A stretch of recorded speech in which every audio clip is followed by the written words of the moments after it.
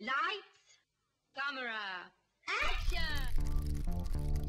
En 1962, le jeune Peter Parker, après un accident d'araignée radioactive, devient Spider-Man. En gros, être Spider-Man, en plus de faire flipper sa mère en sortant d'un paquet de céréales, c'est plein de pouvoirs super. Grimper au mur, être super fort et super agile, être alerté d'un danger imminent, et tisser des toiles. Il existe deux échelles de classification des caractéristiques des super-héros, celle de Marvel et celle des fans. Décidément, on peut pas leur faire confiance. Les deux barèmes tombent cependant d'accord pour dire que Peter est très intelligent. N'empêche qu'à 52 ans passés, il raconte partout qu'il n'en a que 25. Et si en 40 ans, il y a quelque chose qui n'a pas changé, c'est que Parker est toujours sur la paille, fidèle à lui-même. Mais être sur la paille en 62 et en 2014, c'est pas le même deal. En fin de compte, ça coûte combien d'être Spider-Man ? Entre le prix du costume, de l'appareil photo, des différents gadgets, de la Spider-Cave ou des sorties en couple, on se dit que pour avoir ce train de vie, vaut mieux avoir le portefeuille d'Iron Man. Iron Man qui peut d'ailleurs se vanter d'avoir autant d'années au compteur que de conquêtes. Contrairement à ce dernier, Spider-Man fait figure d'exception puisque l'on peut mettre un visage sur chacune de ses compagnes.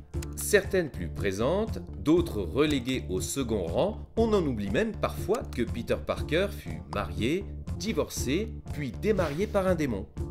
Le truc, c'est que si on s'embrouille avec sa super copine, avec qui on va boire des super coups ? Avec ses super copains, puisque Spider-Man a bien entendu fait équipe avec d'autres super-héros dans une myriade de spin-off, crossover et univers alternatifs. Il faut dire que c'est pas le seul à avoir eu cette idée, puisqu'on peut être moche et vilain et aimer travailler en équipe.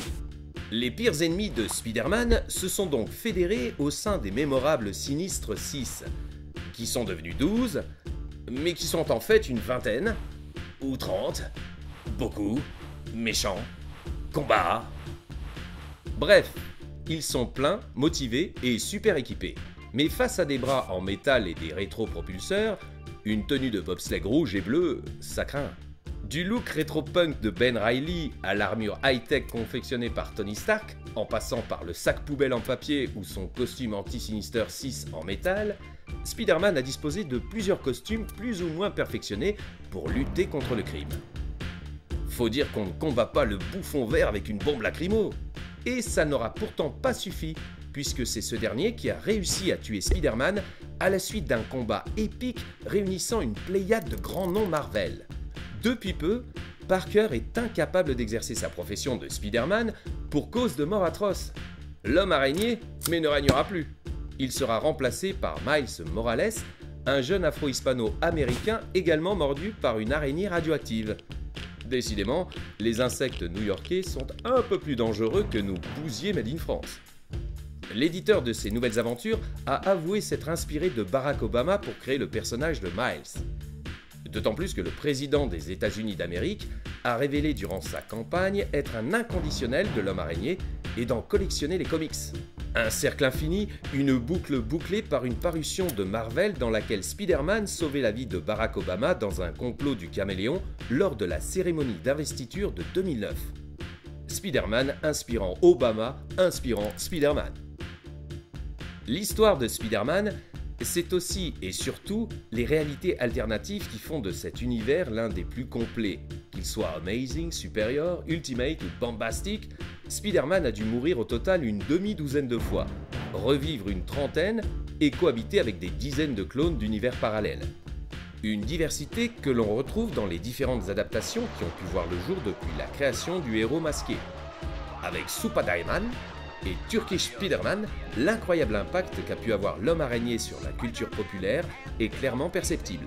Avec la nouvelle franchise qui a vu le jour en 2012, il est évident que Spider-Man est devenu, dès sa création, une icône et un modèle, et surtout, un loser magnifique, une source d'inspiration et de divertissement dont la puissance et le potentiel n'ont d'égal que la complexité de son univers.